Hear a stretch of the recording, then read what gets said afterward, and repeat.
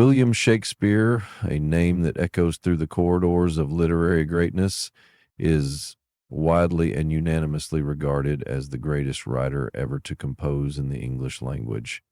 His influence is so profound, so immense, that he is often described not only as the preeminent dramatist of all time, but also as a universal voice for human nature, emotion, and imagination, and many refer to him as England's national poet, while others affectionately call him the Bard of Avon, a title that reflects both his origins and his poetic stature. Shakespeare was born on April 23, 1564, in the quiet market town of Stratford-upon-Avon, nestled in the heart of Warwickshire, England. At the time, England was undergoing a cultural and intellectual revival, part of what we now call the English Renaissance, and though no one could have predicted it, this child would go on to become its brightest star. His father, John Shakespeare, was a well-established local businessman, skilled in leather work and glove making. He held several municipal positions over the years, including that of bailiff, a role akin to the modern-day mayor. William's mother, Mary Arden, came from a respected land-owning family.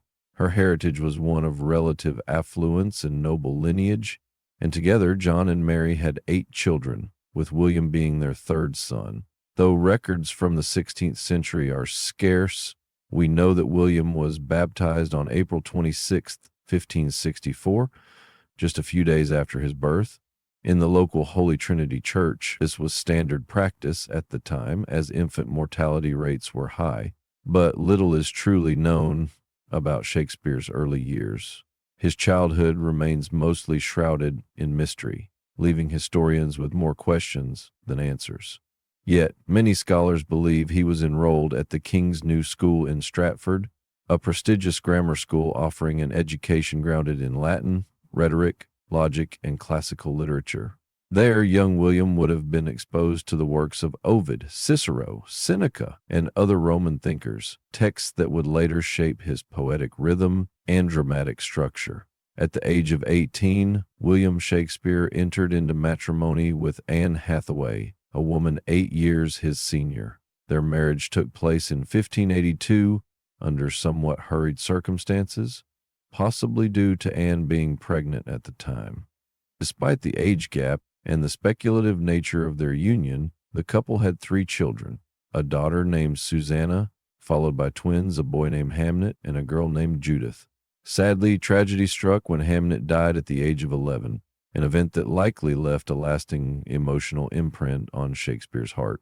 Some literary critics even speculate that the themes of loss and grief, so vividly portrayed in plays like Hamlet and King Lear, may have been influenced by this personal sorrow.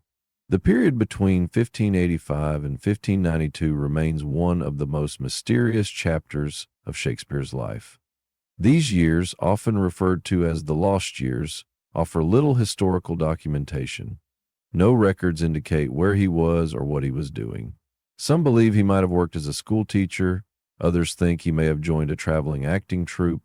Yet by 1592, his presence in London's thriving theater scene had become undeniable. It was during this time that another playwright, Robert Greene, mocked Shakespeare publicly, calling him an upstart crow. Although meant as an insult, this reference marked one of the earliest acknowledgments of Shakespeare's rising influence and talent. Ironically, Greene's scorn was the first printed recognition of a man whose name would soon be revered. In 1594, Shakespeare became an integral part of the Lord Chamberlain's Men, a prominent acting company in London. Not only did he write for the group, but he also performed in their productions. An actor as well as an author, this company became the primary vehicle through which his plays were brought to life on stage. When Queen Elizabeth I passed away in 1603 and King James I ascended the throne, he granted the company a royal patent, renaming it the King's Men. This royal endorsement catapulted the troupe and Shakespeare into even greater fame and prosperity. By 1599, his name had begun appearing on the title pages of published plays, a sign of immense prestige in an era when many authors remained anonymous. And by 1599, The year the Globe Theatre was constructed on the south bank of the Thames, Shakespeare's works had become the talk of not just England, but Europe.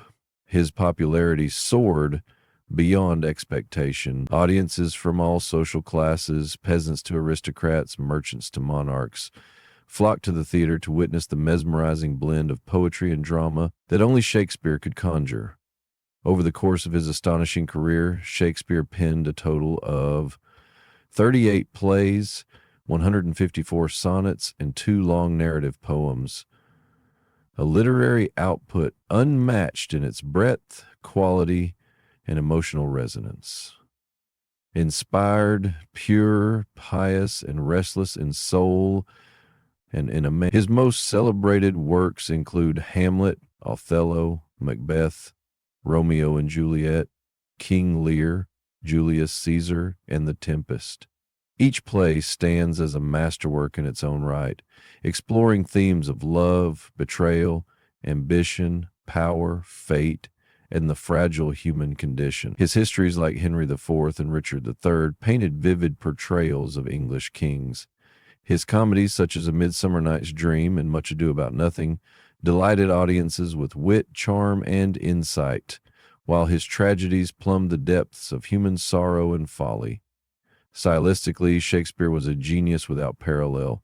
He was a pioneer in adapting the conventional Elizabethan dramatic structure into something deeply personal and artistic. He often employed iambic pentameter, giving his lines a natural musical rhythm. He used extended metaphors, soliloquies, and symbolism to convey inner thoughts and emotional complexity.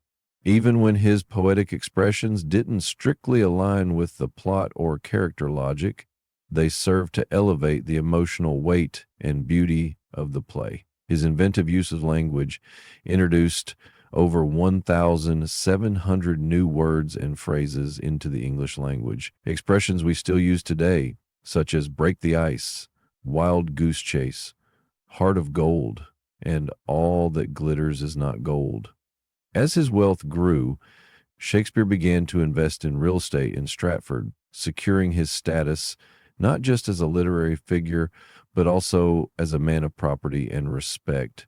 He purchased New Place, one of the largest homes in Stratford, where he would later retire. William Shakespeare passed away on April 23rd, 1616, eerily on the same day as his birth, marking exactly 52 years of life. He died in Stratford-upon-Avon within a month of signing his will, a legal document in which he famously declared himself to be in perfect health, even though death was fast approaching. In this will, he left the majority of his considerable estate to his eldest daughter, Susanna, ensuring that his legacy extended not only through literature, but also through his family. His grave lies in the chancel of Holy Trinity Church, where a monument stands in his honor. An epitaph, believed to be written by Shakespeare himself, warns against disturbing his remains. Good friend, for Jesus' sake forbear to dig the dust enclosed here. Blessed be the man that spares these stones, and cursed be he that moves my bones. Though centuries have passed since his death, the spirit of Shakespeare lives on, not only in libraries and classrooms, but also on stages around the world. His plays are performed in nearly every language, and his words continue to move audiences of every generation. From academic study to casual reading, from film adaptations to theatrical performances, Shakespeare remains the undisputed king of English literature. He taught us that all that glitters is not gold, that the course of true love never did run smooth, and that to be or not to be is a question that still lingers in the minds of all who ponder existence. His writing challenges us to think deeply, feel profoundly, and speak truthfully. He captured the entire spectrum of human emotion and immortalized it on paper. More than just a playwright, Shakespeare was, and still is, a mirror held up to nature, reflecting the complexities of life with unmatched brilliance. He turned ink into emotion, parchment into poetry, and theater into a window to the soul. His legacy is not just preserved in books, but in the hearts of all those who have ever read his words or seen his plays. And so, even now, more than 4 centuries after his death, William Shakespeare remains a timeless voice, a bard for all ages, a storyteller of unparalleled genius, and a true legend of the literary world.